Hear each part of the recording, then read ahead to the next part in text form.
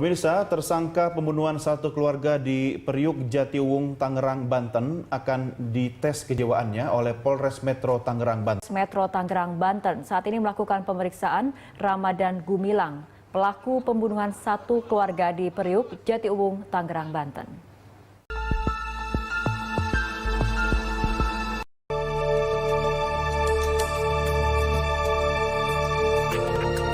Assalamualaikum, halo semua. Terima kasih sudah klik channel Bongkar Kasus.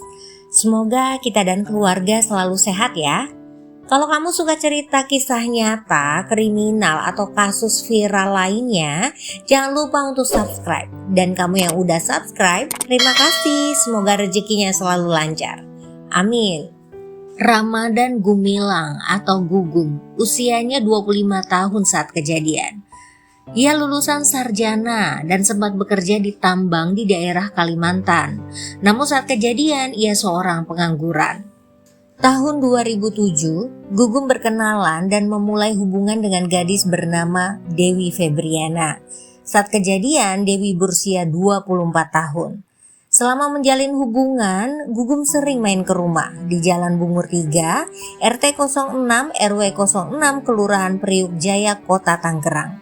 Awalnya, Gugum dikenal baik oleh keluarga Dewi, di mana keluarga Dewi cukup terpandang di lingkungannya.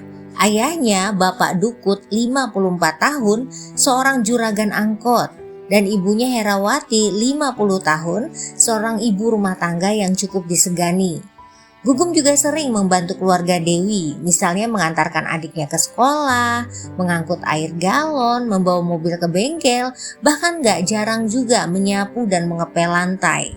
Begitu juga sikap keluarga Dewi yang sudah menganggap Gugum bagian dari keluarga. Bahkan keluarga Dewi sempat meminjamkan uang padanya untuk modal usaha.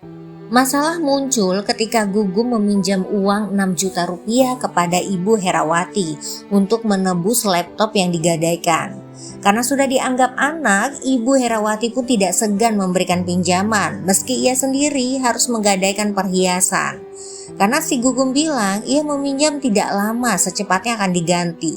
Kenyataannya uangnya tidak kunjung diganti, alasannya ia belum mendapat pekerjaan. Seiring berjalannya waktu, hubungan Dewi dan Gugum yang berjalan hampir 6 tahun mulai retak. Dewi kesal dengan sikap Gugum yang tidak dewasa dan sering emosional. Dewi bercerita, Gugum pernah ditawarkan beasiswa ke Australia, tapi tidak diambil dengan dalih dia tidak ingin jauh dari Dewi. Padahal itu baik demi masa depan, apalagi saat itu Gugum sedang menganggur. 2 minggu setelah putus, Dewi menghubungi Gugum dan mengatakan ibunya ingin berbicara. Gugum sudah tahu apa yang ingin dibicarakan, pasti hutang piutang.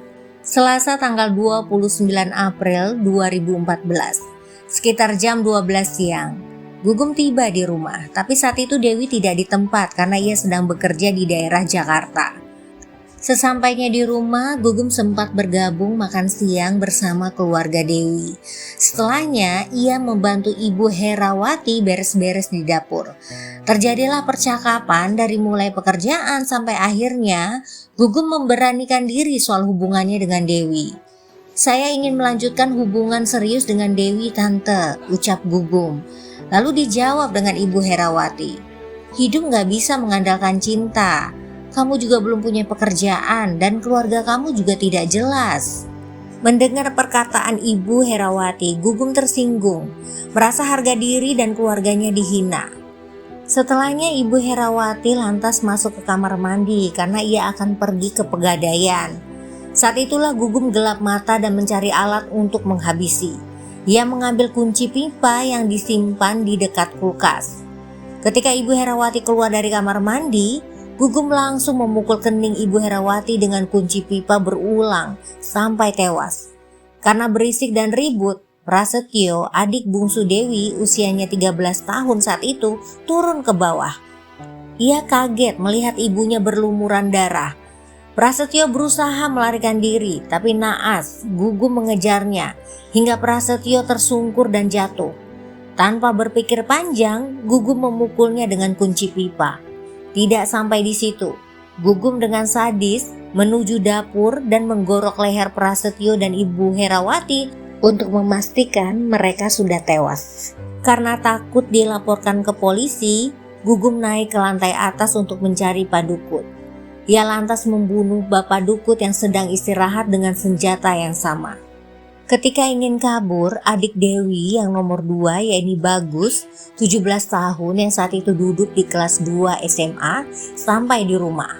Setelahnya ia membuka sepatu, ia sempat melihat Gugum yang duduk di dekat tangga. Mereka sempat mengobrol sebentar. Gugum mengatakan padanya kalau ibunya dan Prasetyo pergi ke dokter. Bagus tidak curiga karena memang ibunya, Ibu Herawati, punya riwayat stroke ringan. Gugum juga bilang kalau ayahnya sedang istirahat di atas. Lalu Bagus naik ke lantai 2, disusul dengan Gugum di belakang.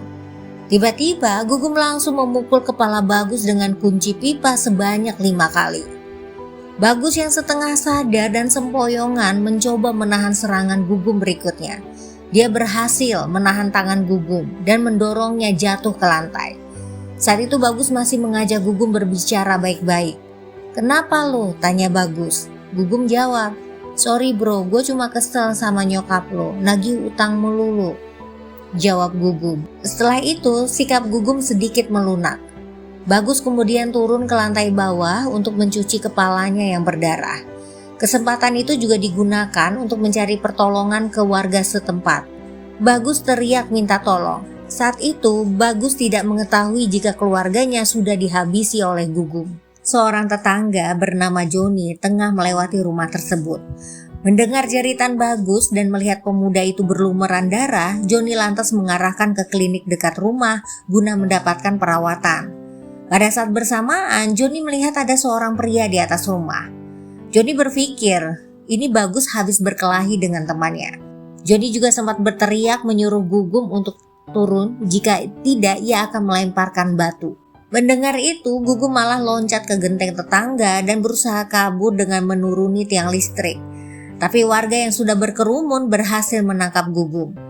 Saat itu juga ada warga yang berteriak bahwa Ibu Herawati dan Prasetyo tewas. Seketika warga marah dan ingin mengeroyok Gugum, tapi diselamatkan oleh anggota kepolisian bernama Bapak Wahyudin yang juga warga di sana.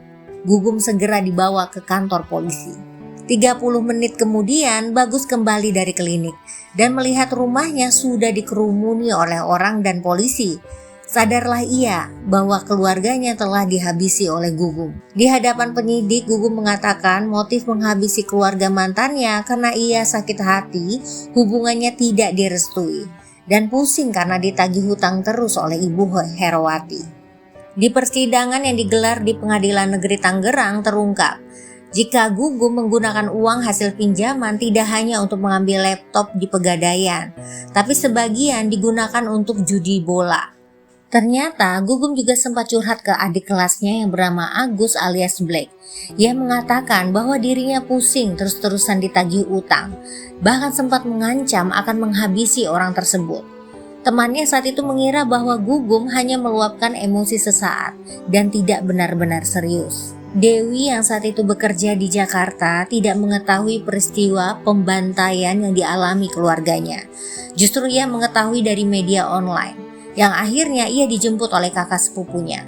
Jam 9 malam mereka tiba di Polres Tangerang. Gugum dikenakan pasal berlapis, pasal 340 KUHP tentang pembunuhan berencana, kemudian pasal 351 tentang penganiayaan berat. Tanggal 15 Desember 2014 di hari Senin, Ketua Majelis Hakim Jamu Kasiterus di Pengadilan Negeri Tangerang memutuskan hukmat terhadap Gugum. Hakim menilai Gugum bertindak terlalu berlebihan. Sebenarnya ia masih bisa berpikir, karena saat ia marah, Ibu Herawati sempat di dalam kamar mandi beberapa menit. Ya bener juga ya, kenapa waktu itu Gugum gak pulang aja atau pergi kemana gitu ke rumah temennya atau nongkrong kayak ngerokok gitu ya gak sih? Kasus ini meninggalkan luka mendalam bukan hanya bagi keluarga korban tapi juga masyarakat. Jangan biarkan emosi menguasai logika karena penyesalan selalu datang terlambat. Terima kasih buat kamu yang sudah menonton sampai akhir. Jangan lupa subscribe ya. Sampai ketemu di kasus berikutnya. Wassalamualaikum. See you.